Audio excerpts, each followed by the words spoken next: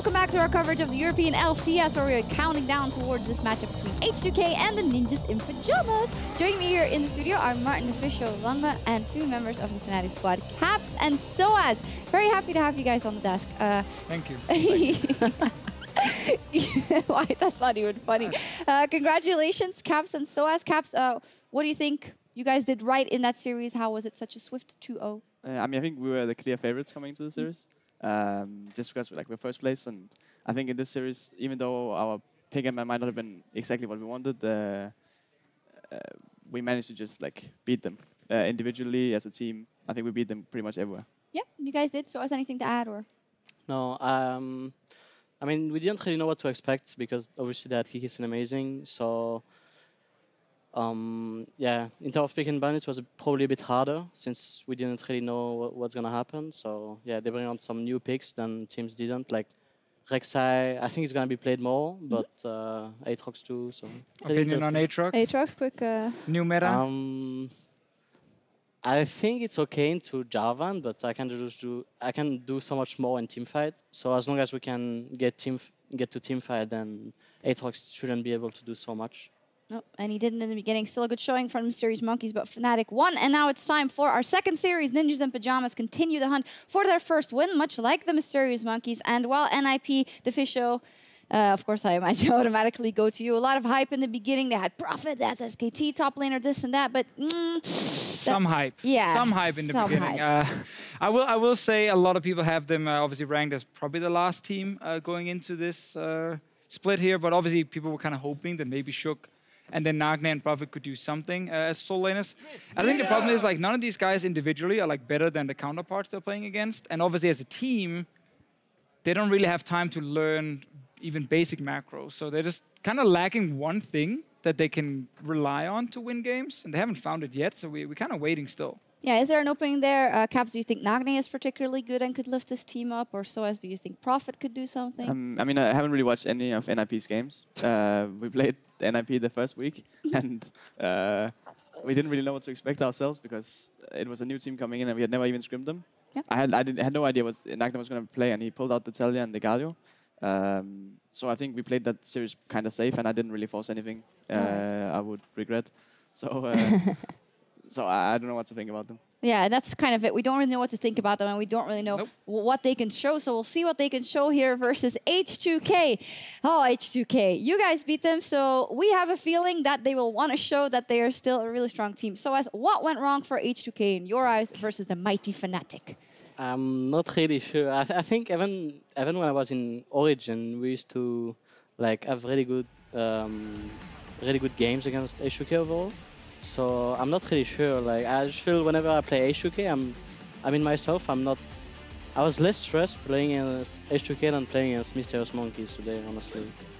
So I'm not really sure if they play worse against us. Yeah, I mean it feels like it every time, but I'm not really sure what's the reason. I keep hearing that teams are saying that whenever you play H2K, the top teams play H2K, they're like, H2K is not doing anything. They're just super passive in the game, especially the bottom lane is just kind of allowing you to make plays around them, which seems to hurt them. And then it just really seems like when you watch the games from the outside that when some of the games then speed up a little bit, also when you guys play pretty fast against them, H2K shot calling just always seems to suffer. And then one guy will make a massive mistake, being it Jankos or being it Oramne with a TP, and then they lose a fight and they just fall 4K gold down and don't really do anything after that. I've just seen this so many times now with H2K, it almost hurts me at this point. You've taken up all our time complaining about H2K, so quick predictions before we move on. Caps, what's going to happen here? I think it's a 2-0 for H2K. Right. Does anyone have a different opinion? No. No. Right. We all think it's going to be a 2-0 for H2K. So hopefully NIP can show us something. The teams are ready to hit the rift for our final series of the week. Let's send it to Pyra and Stress for Game Uno. Thank you very much, Shocks, and good evening, all you esports fans out there. I'm Devin Pyra, Tanks Young, joined, of course, by my good buddy James Stress O'Leary. What's new there? It's officially taken up all the time. You got two guests there for a reason. We want to hear from them. Man anyway, wants to go unfortunately, people have got to hear from us now because we need to get through the lineups. We've got to get into game. All right, well, let's not waste any time. We're going to go ahead and check out those starting lineups. On the blue side for game number one, it is the Ninjas in Pyjamas, which means up in the top lane, they have got Prophet. In the jungle is Shook. The mid laner, Nagne. AD carry, HQ, support Spraddle, and their coach, Nico the Pico. Of course, Ninjas in Pyjamas, as the analyst talked about, not really finding their feet so far in the summer split. We've seen teams take a little bit longer a time, but unfortunately their opponents today on the red side of the rift, H2K, are looking still quite strong, despite coming off a loss.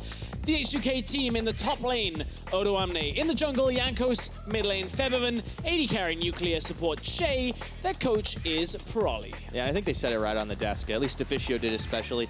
You look at these players on the Ninjas side, and pound for pound, they just aren't as strong as their counterparts in H2K. And to be honest, after the thrashing that Fnatic gave H2K, I would not be surprised if these guys coming in a little bit angry. Yeah, you have to feel that. I mean, we saw Jankos before the game when the analyst desk were talking. He is fired up. Couldn't get further from his play, a little introduction video where he's yawning. Jankos is like shaking in his chair, ready to go on this. And you have to feel like he's got something to prove here, because the early game for H2K wasn't too bad, even against Fnatic. But the team fights just fell apart against the Fnatic Kennen style, with Soaz taking presence in the top lane to a whole new level for him in team fights. So I feel like H2K, you're right, out of the gates, they're going to come swinging, not swimming. And I think Jankos is going to be a big part of that. Absolutely. He's going to have to be for this team to get off the ground. And it seems to be an always ever-present H2K problem. When teams press them hard, especially those that are closer to their own level, they just can't seem to find their footing. They get pushed back over and over again.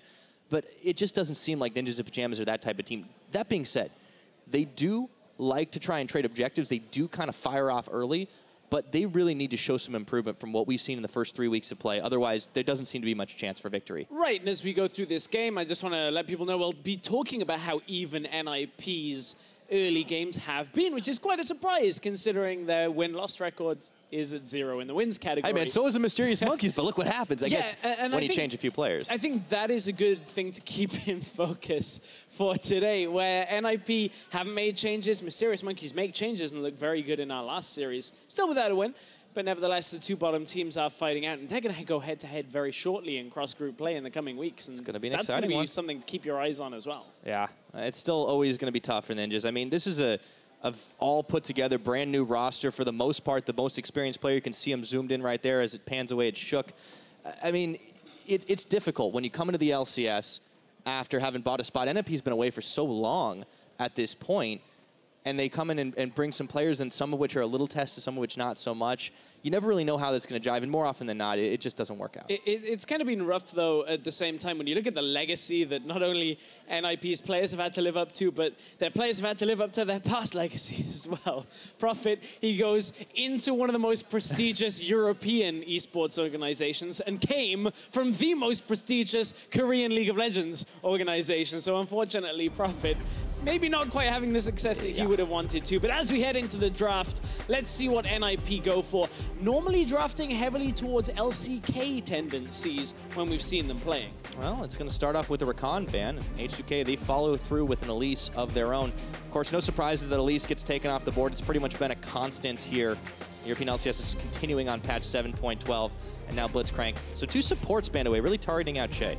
Yeah, getting a lot of that focus down towards a playmaker, but with Tahm Kench still available, that has been one of the picks that Shay has used very effectively. And we're probably going to see NIP put emphasis towards the Thresh as the first pick. It is still the most pick and ban champion here in Europe.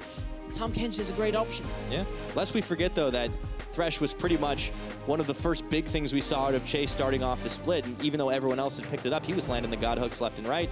So if I'm H2K right now, I want to start thinking about banning that champion out yourself. Let's see what they end up doing to follow up the Galio. It's possible they'll ban it out. When you look at jungle presence as well, Lee Sin now up in priority with the Kha'Zix, with that Zac taken off the field. Didn't see much Zac priority in the last game we saw out of Fnatic and Mysterious Monkeys. So interesting on this one, we're seeing Zac once again rise back to the top. That goes right back to it. So with the Thresh locked in now for Spraddle, we'll see what H2K are going to answer with. As you said, the Tahm Kench seems a very likely choice, lest it go through into the second ban phase. And for Jankos, he's going to have no trouble picking himself up a Kha'Zix. Yeah, you get the Kha'Zix now. NIP can either go the Xayah, the Kalista, depends on how they want to go. Although HQ's most played is Varus historically. Over the spring split and the summer split. He's been one of his more successful champions. Unfortunately, not when it comes to wins and losses, with NIP still not having a win to their name. Yeah, you got to find as much success as you can, but I want to see them branch out, do something different. And here's a start to it. At the least, the Caitlyn is a very powerful choice. It can give you some lane dominance combined with the Thresh. You got pick potential. So we'll see what the Ninjas are able to do in that bottom lane. And what will their last pick be? It ends up being the Rumble for Prophet, so he gets a comfortable pick. Yeah, we've seen Prophet on the Rumble a few times. With Hikyu playing this Caitlyn, it's a little bit more about lane dominance. We saw one game out of Hikyu on Caitlyn before. H2K likely will look for their AD carry here. Ashe is an option if they want to run the engage potential. You've got Xayah as well for the lane. But there are a lot of AD carries still around that H2K could choose from. Yeah, and there's the Ashe. So we were tempted for just a moment. There were a few fun picks that H2K were toying with their hearts for, and unfortunately, it just ends up being the Ashe, so. But we know that Prolly isn't one to really mess around in a draft. We've even had games that technically didn't mean anything for the standings, but H2K say, hey, look, there's so much limited scrim time you can actually get and limited competitive play that why not play a full competitive game? And they're not taking NIP lightly. They need a win in this series for H2K as well to kind of kickstart their standings in Group B once again. They're starting to slip. Yeah, just a little bit. And as the Fnatic members were pretty outspoken, not just on the desk, but even in the post-game interview about H2K not really providing that much of a challenge, playing very slowly, and that's got to change. Maybe not against the Ninjas, but it's got to start somewhere. With Rek'Sai gone in Phase 2, Lee Sin, you have to imagine it's Shook. You got to always think about Lee Sin for Shook. If it doesn't get banned away, likely Nip will pick it up. But when we look at it, I wonder whether H2K will be granted a Fiora option. Should they want it? Odo Wamnail is a beast on that champion. Not the necessarily best lane matchup into Rumble at all, but we've, as you said, Odo Wamnail on Fiora. If it feels right, he ends up getting like 8 kills in a game, going huge and controlling that side lane. Yes, indeed. All right, Ninjas, what do you got? Last ban ticking, 5 seconds to do it, and it's going to be the Kled. Same kind of style. Same kind of style that gets taken away here. And H2K may opt for that, then save mid lane. Or we saw them hover Talia earlier. Febiven has been one of the standout mid laners this split so far. So wouldn't be surprised to see them blind pick a Syndra, something like that, into that middle lane coming through. Especially with Cassiopeia banned out. Yeah, and it would be a takeaway from Nagne too. But they end up blocking in the Gragas, so that should be what Odo Wamnail takes up to the top with the Kha'Zix already being revealed. And that is a fine matchup up against the Rumble. You weather the early damage out of the Rumble and you have teamfight impact. It is, of course, locked into the top lane as we have 2 picks from Ninjas in Pyjamas. The Olaf in order to trade somewhat in the early game against this Kha'Zix. Then that Corki, the safe mid laner, roaming presence. Where will we see H2K go against this with the last pick from mid lane? Talking about roaming, playing with the idea of the Cassin, but Febiven might want to play it safe himself. We see 280 carries in the mid lane.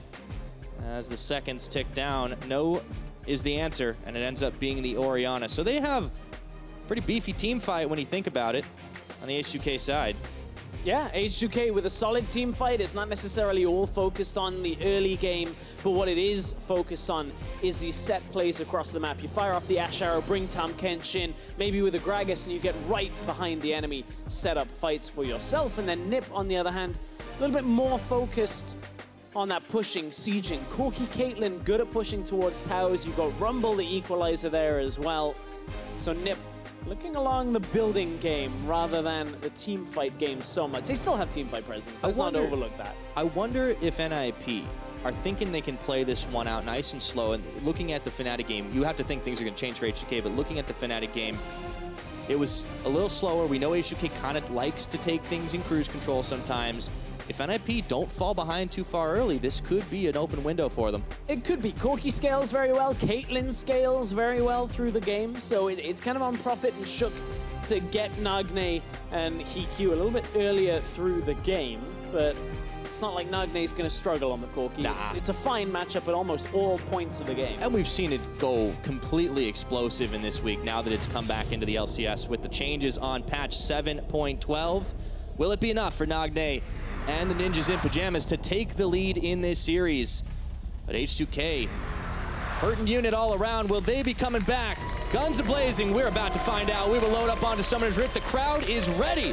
And after that last series, I certainly hope this one is just as explosive. Let's find out as we get loaded into game one. Not quite the Katarina Blitzcrank. No, it's not like that. But you know what? It's going to be a good one all the same. Here we go. Yeah. Oh, gameception going on there. Well, I guess crowdception. Well, it's the night sky over on Summoner's Rift right now, as NIP and H2K get ready to face off. Yeah, as we head to head in this middle lane, at least from Nagne, Febiven, it's going to be a scaling game. A lot more about that early harass. You can get a little bit of back and forth there. But Febiven has looked arguably like the best or maybe second best mid laner. He had a bit of a weaker performance over the last series or so where Caps looked to get the better of him. But honestly, Febiven's going from strength to strength right now. It's really proved me wrong when I've said that I thought he had tumbled down a little bit of the rankings in spring. Well, that's the thing about Febiven. He's a bit boomer bust for a while. Everyone always makes that joke about, oh, do we get 2015 Febiven or 2016 Febiven? Well, 2017 is a new year. Get with it, people. Yeah, it is. And probably earlier was talking about how this is a split. They go to Worlds. It's not about being second. Not even second at Worlds. He was talking about finals. just go to finals. See how often we can miss. I mean, they made semis. They gotta keep moving up the ladder, right? Yeah, that's true. Yeah, I mean, it's easy to forget that this is a team that was top 4 in the world. Yeah, a lot of discussion on their path to the finals, but you can't really take away the fact that that is their achievement. No, or at least the semifinals, if you'll excuse me. How are you thinking about this year? Yeah, thinking about this year. They're going to meet Albus Nox Luna in the semifinals, which unfortunately doesn't exist anymore.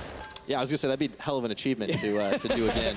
But they got to go all the way through. And looking at one thing they can utilize to get the goal of Worlds maybe in their favor, Che, this Tahm Kench, especially in this game, I think is going to be a very entertaining pick to watch. It has, whenever he's played it, been a pick that H2K have looked a lot more active on the map with. Very quick to make plays, very quick to punish their opponents, and I think that's a standout player to watch in this game. Yeah, giving themselves the tempo, and something that Che has been able to do very well when he's on champions that he feels very comfortable with. And honestly, Nuclear's not been looking too shabby either to start things off. Also on this long-range carry that can set up engagements. A little bit of a smoother curve than the Caitlyn's going to have as well. So we'll have to definitely keep an eye on the bottom lane. But you gotta always keep one eye peeled in the mid because you never know when Febiven's gonna go all in. Yeah, the problem is for Nagne right now is he has lost a lot of health early on. Obviously, Corrupting Potion will be able to fill that one back up when he ends up recalling, and there's always that option of Sprattle heading to the mid lane, but it's too early for a mid lane roam right now. This is Sprattle just trying to find out where Jankos is. Well, surprise, surprise, they're heading for one of the only players that in the early game we said had to get through. Prophet, he's in trouble. There we go, Odoamne hopping for him, but Jankos follows through with a flash, and they just keep throwing the autos. Shook is going to tag his way in. There's the axe, and all of a sudden the Flame Spitter's on. It was all a bait, it's first blood. Step 1, pretend to get killed. Step 2, bring a jungler. And Step 3 is Prophet. Jankos flashed early, and it really is cashing in there for Prophet in the top lane. That is exactly what they needed. Puglands in the bottom lane shouldn't result in a kill here for Che. We'll hang on to both of his summoners as well, but that's exactly what H2K didn't want happening. Giving kills over to Prophet has been one of the only ways that NIP have looked to successfully stabilize throughout some of their games, and I think being on a Rumble is a good position for that for him as well. Yeah. Odoamne already down, or excuse me, Jankos already down 1 kill on the board, and Odo's going to have to watch his back. You can already see that Prophet is building up that CS advantage over him on top of the kill. You have to be feeling pretty good if you're NIP at the moment. We'll see how it all continues if the focus stays topside for the time being. And now it becomes quite difficult for Odoamne. Although he does have his flash and Prophet doesn't, that is one area that could be exploited by H2K. But Odoamne now basically in a matchup that he will get pushed in, he will lose a lot of the trades, and he's down in CS now as well. So I wouldn't be surprised to see H2K, as soon as Che hits level 6, pull Odoamne back under the tower, bring Tahm Kench up to the top side with the Ash Arrow as well, and actually just put a lane swap into NIP's face and say, okay, deal with this, because this is how we'll strategically get back into this game. Gonna have to try now. Meanwhile, we'll check back in with the mid lane because Nagne not really fearing Febiven as much as he maybe should. He's talked about it being a very safe early game pickup on the Corki, but still Febiven can play it out aggressively as we keep tabs on both of our junglers here. Shook going to be finding out the hard way that Jankos is looking to take away a few of his camps. Might start getting to push him back, and it's always a tall task facing off against a jungler like Jankos.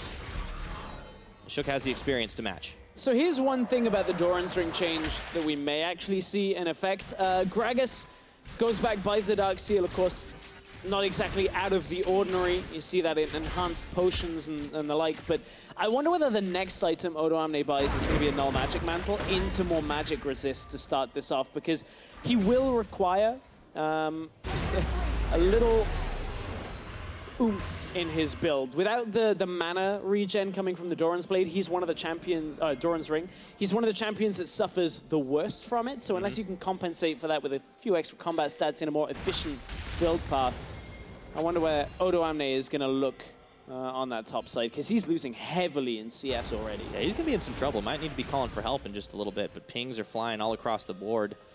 And it does seem like Shook is in the better position to really make an impact on the map. Jankos is not going to be able to find too much in terms of camps. And in all honesty, Jankos, his early game performance, it just hasn't quite been as good as we normally expect from him. And Shook has been the one who's been doing not too bad. Yeah, when it comes to First Blood participation, you can see Shook has been in the most First Bloods for his team.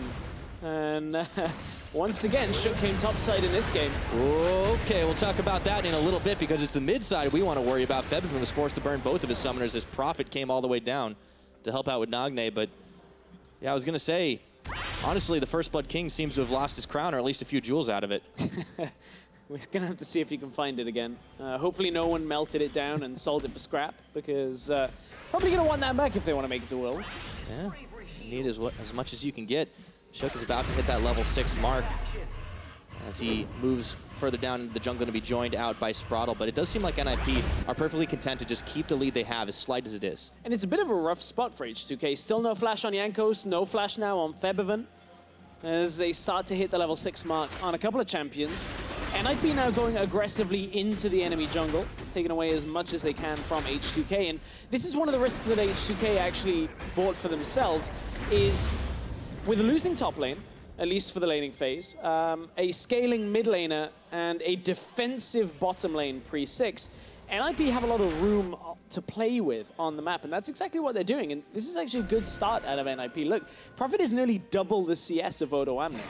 Yeah, and the 2 Dark Seals, so Odo's traded in 1 ring for a couple more, and it's a little unfortunate when you have to do something like that as the changes have come through. They obviously opted into this matchup, but NIP have effectively been able to punish it, and this is what we talked about in the beginning. When Prophet gets ahead in the early game, that is one of the big ways that NIP have found some success, despite not having any game victories.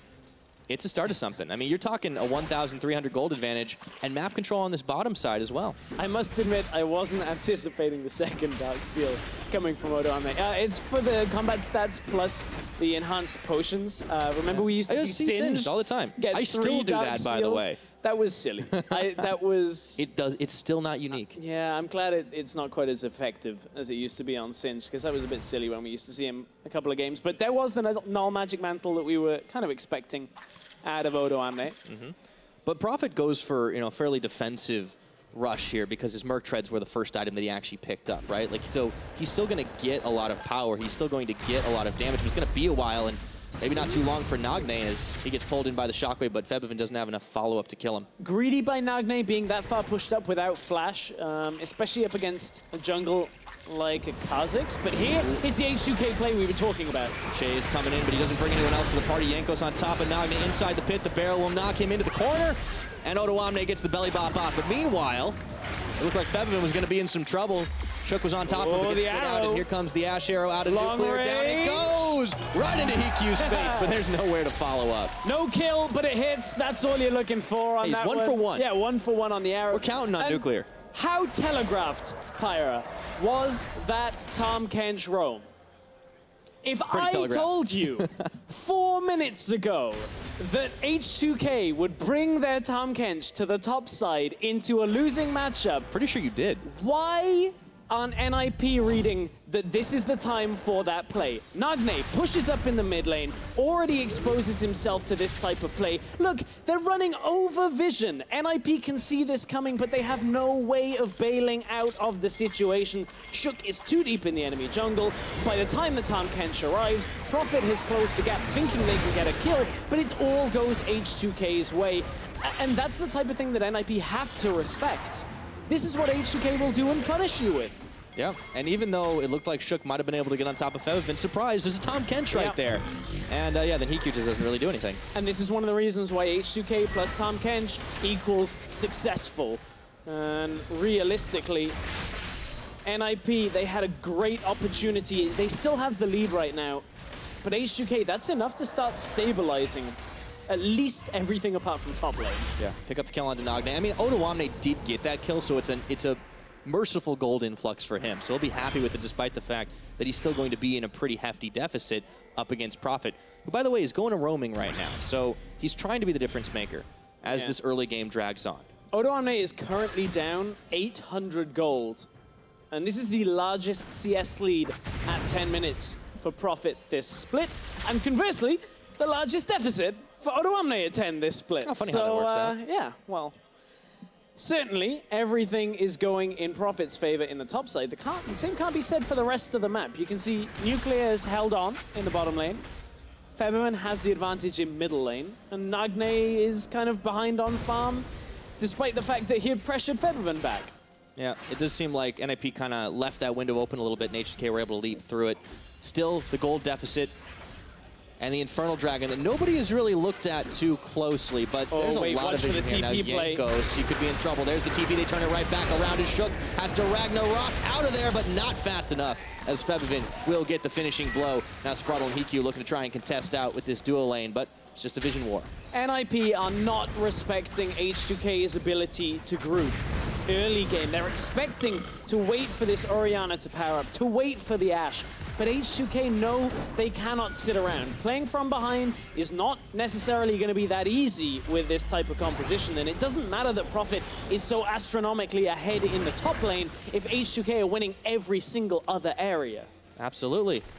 Really doesn't matter.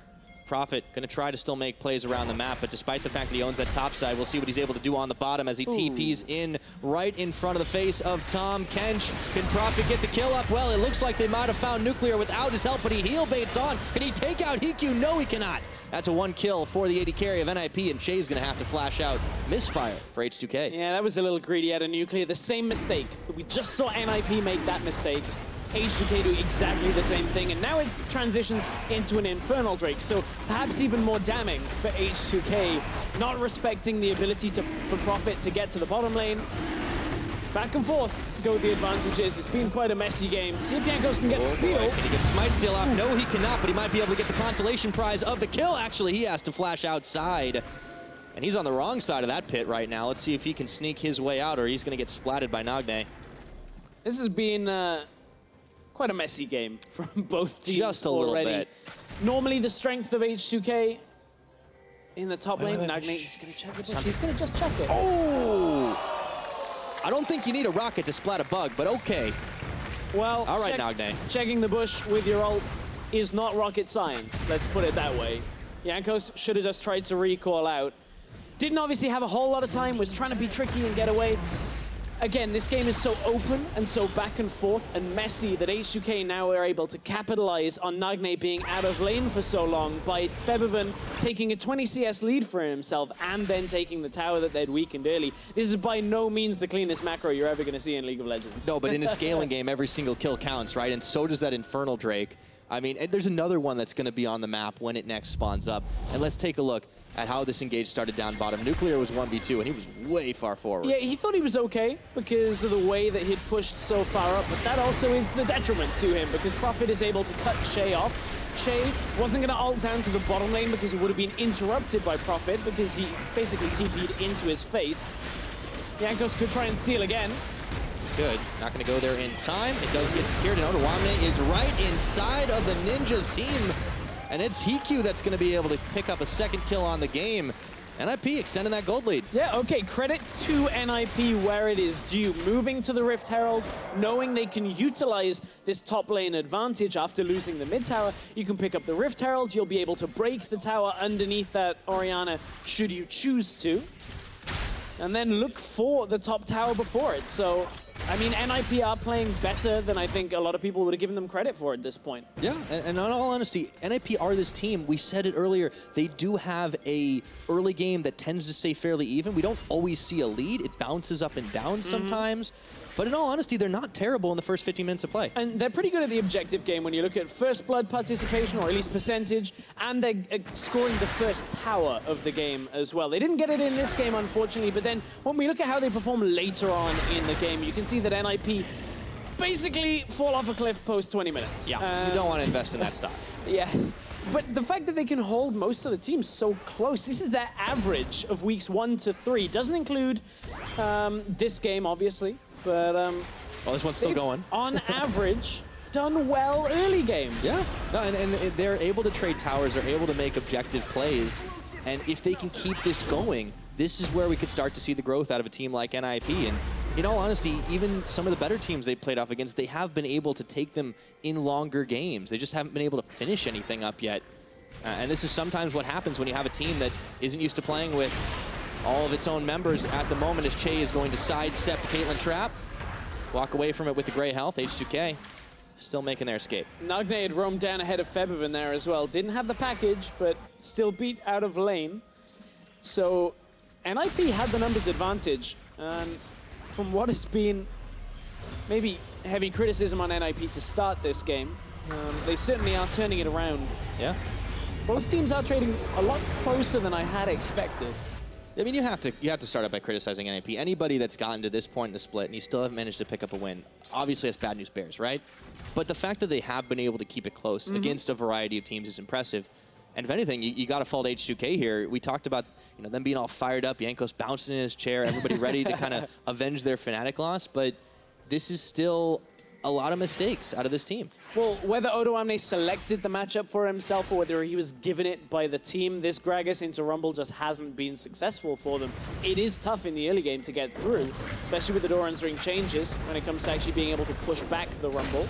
Well, he does push back the Corki, at the very least, and Nuclear is able to get some free time on the tower down bot. He's got Che waiting in the wings for him, so this is a much safer extension than it was the last time. That's the key part, is Che just hiding around the corner. But while Che is there, it obviously means that H2K can't make a play utilizing this Tahm Kench elsewhere on the map. And things seem to have slowed to a tower trade at this point. NIP looking to pick up their first tower of the game. Yeah, well, they nearly got the one on the bottom, but where that fails, they go ahead and decide to finish the one on the top. They have to use Rift Herald soon. Pretty sure it's due to expire shortly. They're going to pop that sucker out. Come on. Problem is, without a wave behind it, it's not going to do a whole lot. Well, Shook is just kind of happily farming away here. Don't have the exact time. He just wants to recall. He's greedy. That's all he wanted the buff for. Just wanted that empowered. Oh, there it goes. Recall. Yeah, it must have been close to expiring. All right, well, that's going to be a long trek to the tower. Good luck. Rift Herald looks a little bit confused going for the base. It's like, I've never seen here before. You got a nice house. A whole new world. I live up in a hole in a river, and you got all these walls, heating. Gotta let the crab out sometimes. Sprawl taking a chunk of damage here. Jankos and Che waiting in the wings. Don't want to go in too deep, though. Jankos is going to try his luck to steal away a red I think buff. Nuclear actually is going to kill Rift Herald man. before it even touches the tower. That's a sad. They're not even going to escort it. Wow. Talk about abandonment. They just sent him out into the world. Where's the crowd? There's no he went on this one. No, that's yeah. Can we pan away from that? That's just sad. That's sad. Okay, thank you. I am disappointed in that NIP. Actually, that is terrible parenting. Maybe you should have just put it top. I like what they were doing in the sense of like try and throw a distraction into the bottom lane, but you were already in position to maybe at least get half the health off the inner tower in topside. At least it would have done something. All right, well, moving away from that. One thing that is really exciting right now, Stress, is there's another Infernal on the Rift. And this time, H2K are in prime position to take that one out. For some reason, NIP are all stacking up towards top.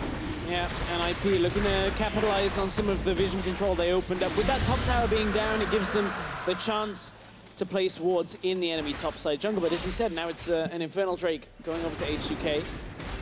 Lines up some of their scaling a little bit nicer. Yeah, evens out with what NIP had on the board.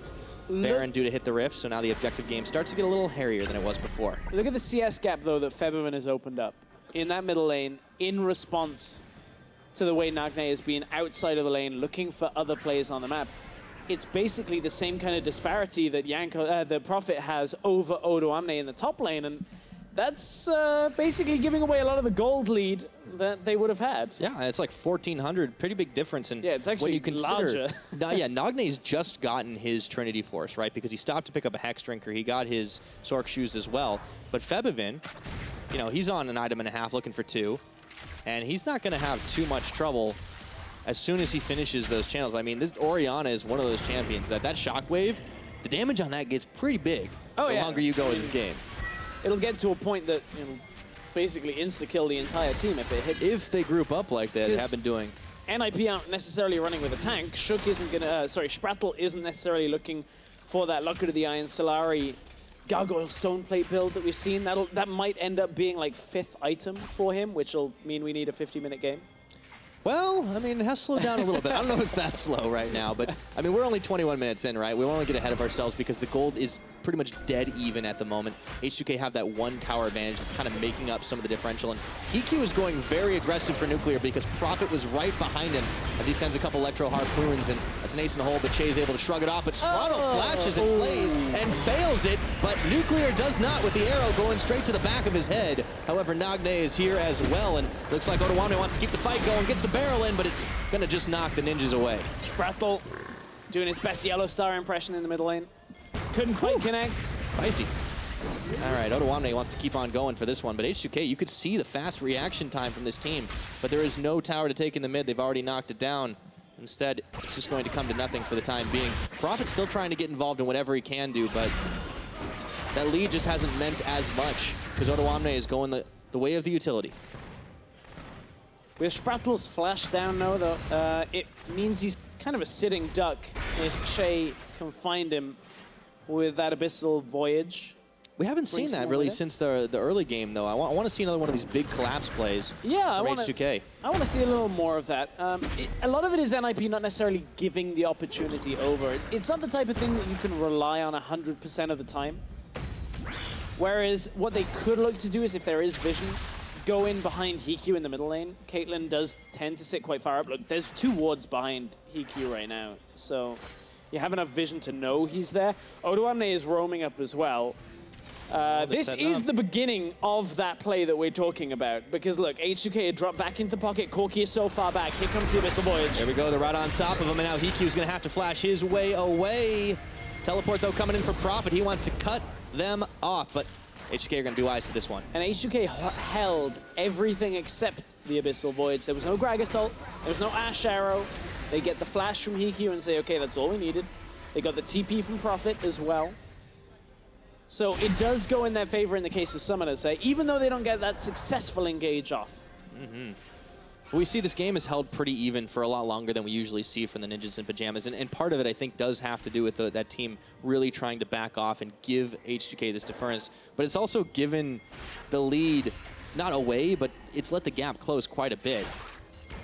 And NIP, you know, they have some pretty good late game power, but you look at the side of H2K and then Orianna just keeps getting scarier and scarier.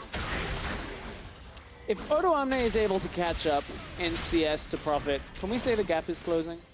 Is that fair? Yeah, why not? Does that one gap count? That gap. That's a different gap. Hey, it's a gap between the Europe Odo and Korea. Prophet. Yeah. It's the Odo Prophet gap. Less famous. Yeah, much less famous. Oh, Spraddle, hello. Okay. So Febby got his kill. A polite clap spreads through the audience on that one. It was a golf clap kind of kill. Yeah, Spraddle, without that flash, we talked about the impact that is likely to have, and it's Hikyu that doesn't have his up next. Che's ultimate is up in about 15 to 20 seconds, so Nip with the numbers disadvantage, now that Spraddle is still not alive, maybe you can look for that play. Trying to contest on the red buff here, but no smite means that Shook should be able to secure it up. Will reset here, and Che's got to have to swallow Febivin and run away with him. Nico cannot be too happy, but in all honesty, it's been a lot closer than a lot of Ninjas games have been so far.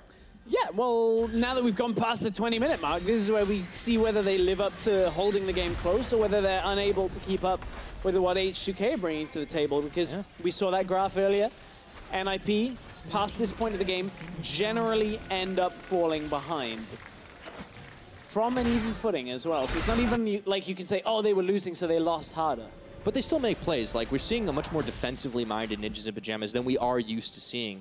They've kind of historically had this tendency to go in and maybe make some bad trades, maybe just play a little suboptimally against a team that's able to punish an overextension, but they're playing pretty far back. Sorry, I'm just laughing because we showed Nico on camera twice, but the thing is he's trying to eat. He's trying to have a snack, and we keep putting the camera up and That's just rude. Leave Nico alone. That's, H2K, however, not going to get left alone around the Dragon Pit. It's a third Inferno. I mean, what do we want? A Drake Inferno worth fighting Drakes. for. Come on, here we go. H2K are grouped up right now to take out the Rift Scuttler. Let's see if they're able to get the Dragon as well. NIP threatening here, but Nagne's not with this team. He's actually gone back to mid, so he's going to have to come back in. Yeah, it doesn't Second have the Shook. Will he go in time to get the steal? Ragnarok's on! He's going to be able to take it right out from under the noses of H2K. Febvin shockwaves in 3, but all of a sudden NIP have some life in them, and can they find the fight? Prophet isolated, tries to get down Febvin as he goes golden. Hikyu takes out Jankos in the back of it all, and the dust clears. It ends up being a 1-for-2 in favor of H2K, but no Drake.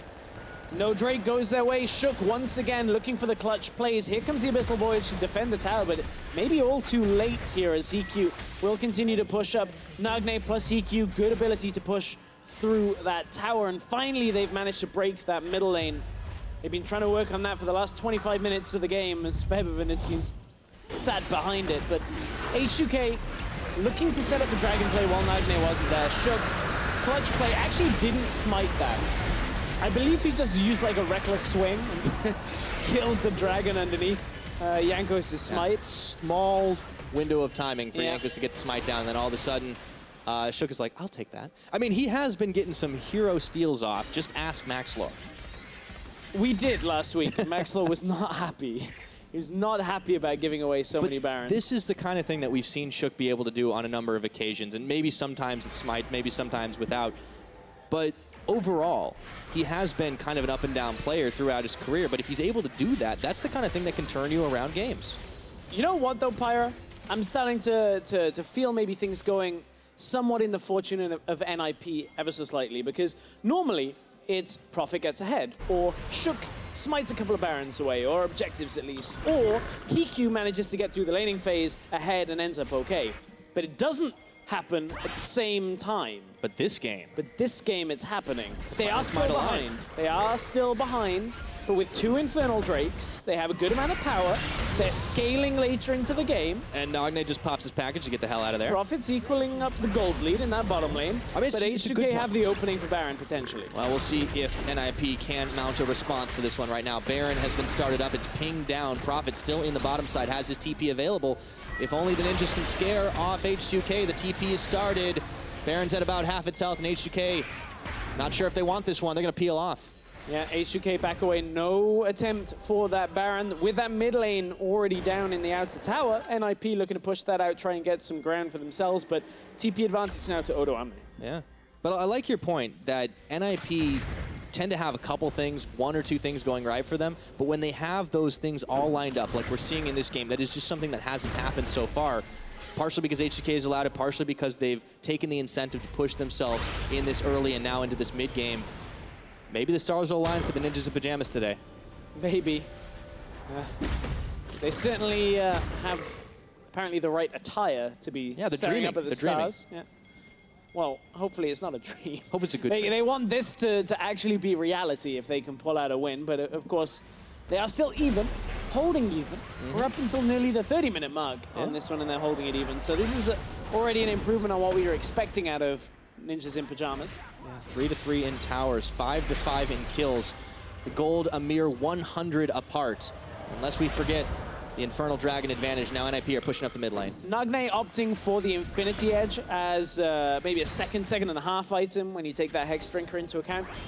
This is a really powerful point for Corki. We've seen Power of Evil emphasizing the Rapid Fire and the Static Shiv before Infinity Edge, but remember, when you convert all of that damage into magic damage after the Infinity Edge, Critical Strike, and then Enhancement, you do a serious amount of damage. Then you pick up an attack speed item, one of those energized ones, Static Shiv, Rapid Fire, then avoid stuff. Suddenly, your opponents don't stand in front of you for too very long.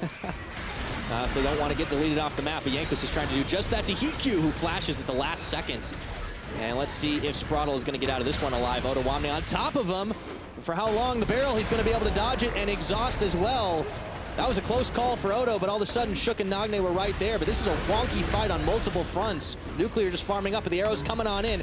Shook will tank it up to the face, but he's immune. That was actually a pretty good fight. The way it balanced out from NIP, it could have been a lot more deadly, devastating in favor of H2K. Don't all recall NIP. Did this last week, and it cost you the game. Well, only Spraddle finishes it back. Let's see.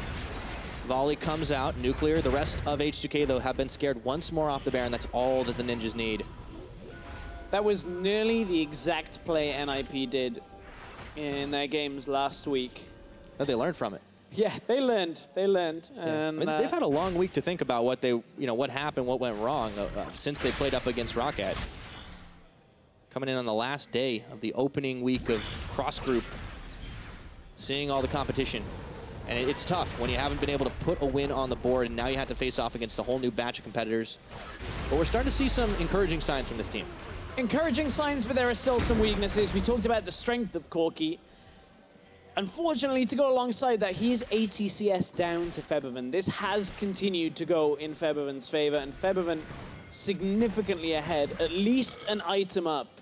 He's got that Void Staff completed, got a needlessly large rod. Keep in mind, Corki's itemization, Trinity Force, Infinity Edge, are some of the most expensive items you can actually build. But if the game keeps going, it's going to even out eventually. I mean, it's great, but that's crazy when you think about how close the gold is, because Prophet's done the same thing to Otawamne even now. Yeah, exactly. And you look at the strengths and weaknesses. However, Otawamne, much less is his team reliant on him. If he gets a good cask, Febiven deals with everybody. It is not whether or not you're Flame Horizon. It's if you're still able to hit the barrel. Yeah, exactly.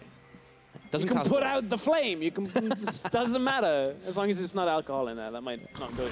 Definitely not. All right. Grape juice. Don't think that's very flammable. H2K, they want to light this game up if they can, but it's been difficult with the Ninjas playing defensively minded. However, they might overstep their bounds here. Otawamne, will he finish his back? It looks like he stops it. Watching and waiting, H2K trying to bait it out in that brush, but NAP aren't taking chances. Speaking of defensively minded, HQ's like, I got a QSS, now I'm going to get a Phantom Dancer, going to try and stop Yanko. At least didn't build the QSS first, like some AD carries. Yeah, that's true. Steal back the one you were alluding to. I know he's not here. Still taking the shot, but Nagne wants to go on the offensive right now, and he's found Otawamne. Do they have the damage to finish him? It looks like HQ does, and they pull a catfish on a line. Shook going running, but not going to be able to find enough. Now, the question is that going to be enough for NIP to start the Baron? Otawamne decided he couldn't put out the fire from the Equalizer and the special delivery, so didn't even throw out the ultimate in that exchange. NIP going from strength to strength. Now it's Yanko's time to shine. He needs to get in here and try and steal this away. They turned on for him, but Spraddle might regret his decision to go all the way in. It's going to be Prophet pulled in by the Shockwave. And that's going to be 3-on-3 right now. HQ, Nagne, Prophet, all incredibly low. Nuclear flashing to try and cut them off, and there's nowhere to go for this team. But Nagne wants to turn around and go out in a blaze of glory. Prophet, not so much. Didn't even matter that Otawamne wasn't there. H2K able to take the team fight. A couple of key abilities didn't even hit that strong. Febiven caught one person with the Shockwave and still was able to output such a significant amount of damage here. And Febiven, Yankos, Nuclear, with the shields, the lifesteal, everything coming through here, they're going to just rush this down. Nagne's around, but Shook, 14 seconds on the respawn. No chance of that big play coming from Shook. Nagne's not going to go for it. He just throws down the Foss Bomb to see if there was a chance in hell he could get the steal off on the Baron. But H2K, after 3 attempts, will finally be able to knock it down. And NIP, overstaying a little bit, punished him. I started today on the analyst desk talking about my prediction on how Group B's teams would be able to overshadow Group A. And it has gone very differently to that prediction as H2K. They are ahead, but this is not a clean, fast game against Ninjas in Pyjamas like a lot of people were anticipating. Well, NIP start the Baron with the numbers advantage, anticipating an easy take here, but look at the damage that comes out. Spraddle just ends up melting in the front. Febiven does enough damage to Prophet that it's a good enough start to the fight. And now H2K in the live picture, responding to a Dragon attempt out of NIP by taking mid tower. And getting the Dragon for themselves as well. So, H2K with the Baron empowerment for another 2.5 minutes. They're trying to knock down the front door of the NIP base. Still some wave clears here, but Yankos is waiting just outside. There's a ward down to spot him, so there won't be any cheeky face checks. Not around now. Nuclear up on the top side. They're going to try to go for the 4-1, or at least knock down as many towers as they possibly can before this buff's expired. This is going to be a bit of a slow finish from H2K if they are going to close this one out. They'll get a couple of towers here. Likely this Baron buff will expire, but if NIP don't fight them, it might take a while to actually close through the game. It's a big influx of gold, but haven't had a chance to turn it back into those items just yet. Didn't look like they backed while the replay was all going through, as they were right on the front door of NIP. Yeah, 3K for Featherman currently. At least 1,000 gold in every other member. Still, though, for the Ninjas, it's a little bit rough right now. They're stuck inside their base, nowhere to go unless they can get a pick off on somebody from H2K. There's still a chance to win a fight. It's not that out of control just yet. But H2K, as you said, are trying to take the slow march to victory, not give any chances to the Ninjas. Thing is, a hook on Odo Amne isn't enough at this point. Remember, Odo Amne is one of the weakened members of H2K from being down all game. After Prophet managed to pick up a kill from First Blood, as it looked to have been H2K taking control early on, but NIP turning it around to begin the game. This has been a much better performance than anticipated. Absolutely. Well, H2K are looking to try to go 5 members deep. Now Odo does get hooked up, but he's able to pop his way back. Shockwave gonna get dodged out, and Feather is fired down by Nagne. Redemption comes in, and all of a sudden, the Ninjas have found some life. They're gonna go all in as Che just tries to pull distraction duty here, but Hikyu is unstoppable. Yanko's ticking his health away, and he might just live to tell the tale. Odo Amne will as well, but that's 3 kills picked up, just traded for Profit. And that was all from H2K rushing the playoff Baron buff. They just wanted to get any inhibitor tower down. And you disrespect the fact that NIP can still fight here. And look, again, the key abilities don't necessarily land flush for H2K.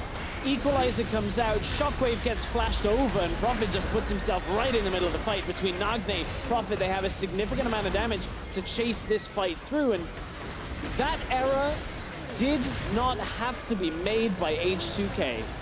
That was an unforced error under the tower that NIP say, okay, thank you for that, we'll take it. We were talking about the slow march to victory, but then they get antsy. They realize there's not much time left on the Baron buff. We want to make it count. And instead, they're the ones who are losing towers. But look, like, you had a bot tower that was quite low health. Okay, there's no dragon, but you could maybe secure vision control, reset back on the map. Just a rush from H2K, like, trying to punish NIP in their own base. It wasn't utilizing the comp that H2K have fully. A lot of things missed. Yeah, really is the case. So the game is going to extend for a little while. We're getting into 38-minute territory. The gold lead for H2K, you know, it was about 4,000 or 5,000, but now it's been cut back once again only to 2. And this is about to turn into the least protect the Caitlyn-like composition you've ever seen that will protect this Caitlyn. I mean, Caitlyn's kind of protecting herself right now, too. There is a Gargoyle Stoneflake about to be Locket of the Iron Solari. Okay, if Caitlyn is stood on top of Olaf, that's probably not a good thing. But in the event that happens, Hikyu's going to get like 2,500 health of a shield coming through. Then there's a Redemption. There's a Thresh to play defensively. There's enough damage from the other carries that Hikyu should go through these fights fairly unscathed as long as he doesn't end up himself crowd controlled. Well, he's the only member in the game that hasn't died so far, so you got to give the guy some credit. I mean, Hikyu, not exactly the name you think of when you're looking at a star 80 carry in European LCS or really anywhere, but today he's showing up. So to consider how much H2K didn't do with that Baron. 1,500 Baron power play, just over. Not huge. It's 1,547. That counts the amount of gold you got from the Baron. So about 47 gold H2K managed to accrue from that. They got towers and then ended up dying, giving a lot of gold over to NIP. And I think that's a testament to NIP's defensive play. H2K looking to set up an engage, but they are on some vision here. But this is nice because you see that NIP, they've got their 4-1 kind of going strong because Prophet can always teleport in. He's got himself nice and safe to clear out the wave in the most vulnerable lane right now, with that top tower being the closest to going down. But crucially, there's some big objectives coming back up on the map pretty soon. Elder in 50, Baron in 120. It's one of these moments where Che's going to go aggressive into top lane because Prophet was pushed up. This is what H2K needed to wait for. So Prophet is going to try to have to walk this one out, but the arrow goes right on top of him, and it's going to be easy peasy cleanup duty. Down he goes. And Nuclear will get the kill credit here. What can NIP respond with? Problem is, NIP needed to recall as soon as this play started because that top lane inhibitor tower, remember, is already low from the last push. That was honestly what H2K needed to back away and do without the fight turning against them. They didn't need the fight to go in the favor of NIP, because if Prophet strays too far up the lane, that's who you attack. And pretty much that was it. That's all they needed to do. So H2K don't get the inhibitor, but they lead a big wave of minions right into it. There's always a ward there that they can TP on themselves if they really want to make a cheeky play, but it's all about the Elder Drake right now as NIP are scrambling to try and contest. Yeah, 20 seconds until Prophet is up. He does have teleport available. Shook, we talked about his clutch plays. He's already had one steal today. Can he get another? Well, I don't think they're going to give him a chance right now. He's going to have to Ragnarok in just the wrong direction as the Elder Drake goes down in favor of H2K. NIP sent running, scurrying back to their own base, and they're going to have to contend with that mini wave up top. Somewhat of a denial. Obviously, NIP were in the more advantageous Dragon position, but now NIP will think twice about fighting H2K. That now enhanced single Infernal Drake plus the Elder Dragon bonus onto some of their damage means that H2K are still quite potent. We've seen Febiven put out a lot of damage in fights, now well past 5 items, nearly full build, well farmed in this game. Yeah, and with the Baron back up on the map, I think H2K would probably try to go for that one again, using their Baron empower, the Drake empowerment, I should say, to try and get themselves one more advantage to close out the game. And you can see that's exactly what they're going to do. We might see H2K engage if Prophet crosses this ward that's in the base, or at least start the Baron. He might because TP look at in. the gap between Prophet and his team here. He's about to show. Okay, H2K don't necessarily go on it. It would have been fast enough for Prophet to actually close the distance. But it's those kind of things that H2K are looking for with this Tahm Kench composition. Any opening where you have 5-10 seconds without the full number of NIP is an opportunity. But now all 5 are here. Can the Baron go down in time? Prophet throws the ultimate on, and Jankos is able to get the smite out. But the fight is here. Can NIP hang strong against the Baron, against the Elder, against all 5 members of H2K? And Febiven is going to get a hell of a shutdown right now, and that is going to be H2K looking to clean house. NIP limping back to base, but it's a flash forward for Jankos to try and get the kill. He's hooked on a line. Nagne wants a kill, but he's not going to get it. Shay finishes to follow through. Jankos is flayed back, and Sprattle's just going to pop his GA, but it's time for Che and Nuclear to cut the rest of the team off, and this is going to be GG. Febiven found Hikyu, which means H2K will find the win. It wasn't the one-sided game we were expecting, but H2K proving that in game 1 they at least have NIP's number in the late game. Oh yeah, it took them just shy of 43 minutes, but with every buff in the books, they're going to be able to close this one out. Nip definitely proved to be tough customers on the board, but all said and done, H2K will wipe their hands of it and look to take 1-0 in the lead on the series. I don't think H2K will be particularly happy with the game, but they'll be happy with a win on the board to start things off. I feel like we might see a little bit of a switch around in top lane, a better matchup perhaps for Odoamne up against Prophet, especially considering how Odoamne has been performing on the likes of the Fiora, that type of pick. But dare I say, that was one of, if not the closest game that we've seen from NIP thus far. It's growth for a team that, you know, we've seen these teams in the bottom of the table show some signs of life. Mysterious Monkeys had some new roster changes that we saw debut today. But for the Ninjas, that's just building synergy, and it's rough to go down one game here. But to hold a team of H2K's caliber for 43 minutes is impressive in and of itself. Yeah, definitely one of the better performances out of NIP. You can see just going over perhaps some of the things in the game that didn't quite gel. I mean, we end the game with Prophet over 100 CS up on Odoamne. Yeah. But Nagne almost 100 CS down on Febiven in the middle lane, and just the damage Febiven had. I mean, that made the difference in that last fight. Just basically that was pretty much all he needed to do. All right, well, H2K kicked off the series with a win. We're going to go ahead and send it to Shocks and Friends to break it down.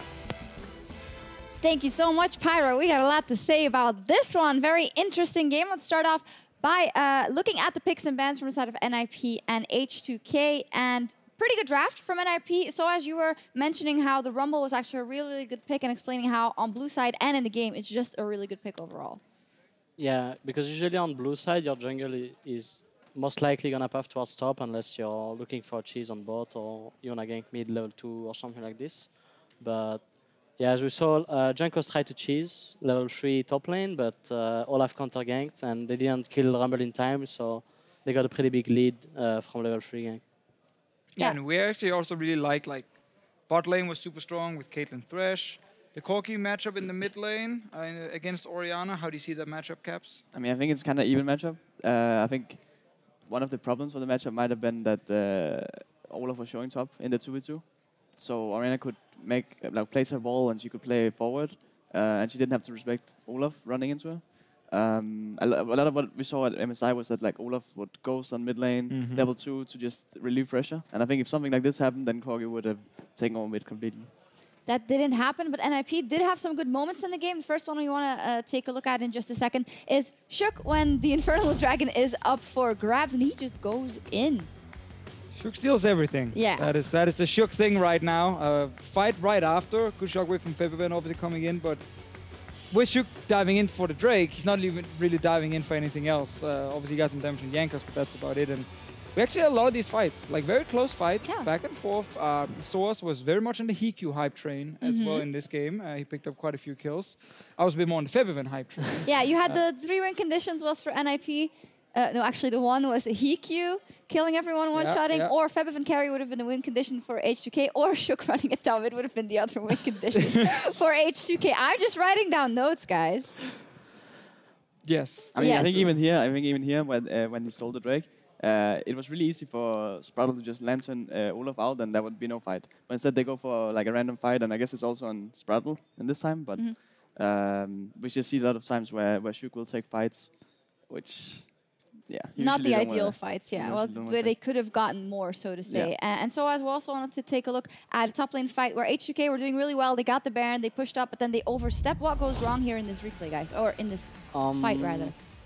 I mean, I guess they didn't talk too much about like, oh, they wanted to take down these turrets because they are all hugging left side, and Odoamne, Orianna, and Odoamne, Febiven, and Nuclear are all eating turrets, and then he gets Oak, and then you have to eat him, and Rumble ultimate is just eating everyone.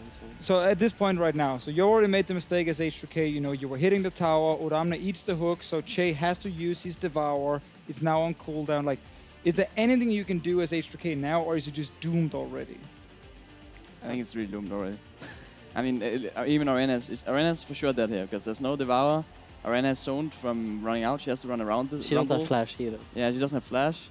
So Olaf Rumble will for sure kill Arena, and I think if there's no Arena, then the fight is just really over. Like, I mean, imagine he hits Arena Shockwave here on Rumble, like Rumble doesn't flash it or something, then maybe they win. You know, the NIP can always misplay. But yeah, it should always be a win for NIP. Yeah, the reason we had this replay and we had these pauses as well in the replay was simply because it's been a problem for H2K in the past. You know, when they do have to make some of these finishing moves, they greed a little bit. You know, Febiven without the flash hitting the tower. Odoamne, instead of body slamming away from the hook, he gets hit by it. So Che has to use Devour, and now they're grouping together on Rumble. Like, almost every member right there had a bit of an issue in this fight. We put most of the blame on Febiven and Odoamne specifically for playing too greedy.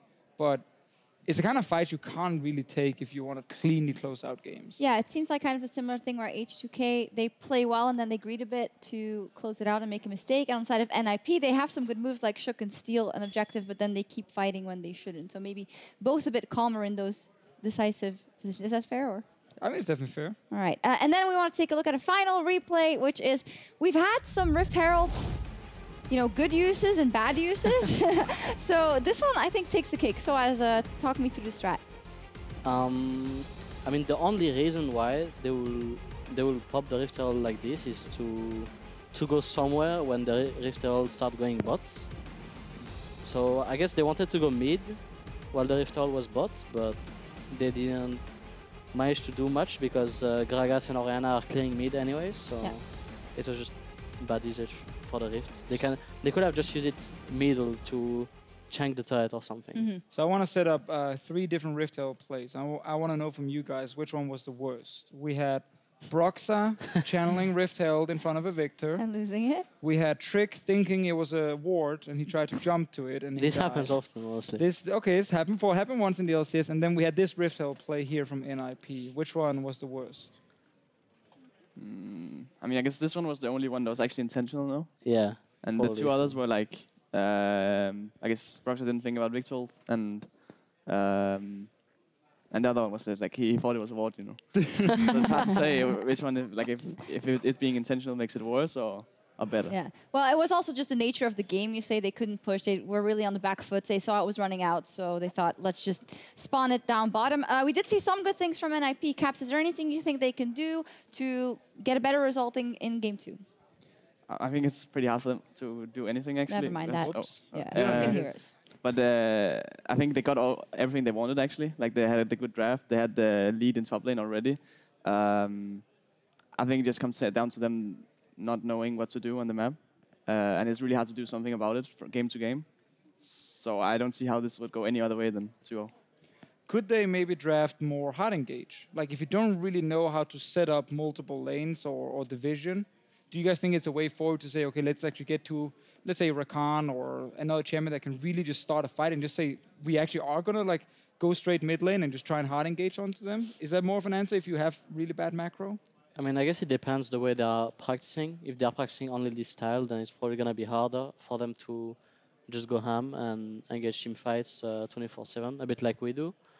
But yeah, I guess it just depends about the way they are practicing. And if they actually practice the hard engage style the way you said, with the Rakan and maybe Rakan Gragas, all this kind of stuff. Yeah.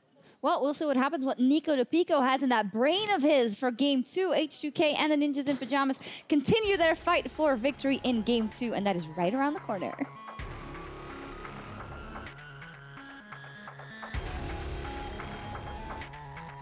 You guys are... Oh, hey, it's Frank. Hey, Frank. Hey, Frank. Hey. Shook is going to tag his way in. This. There's the axe, and all of a sudden the flame spitter's on. It was all abated. It's first blood. Oh.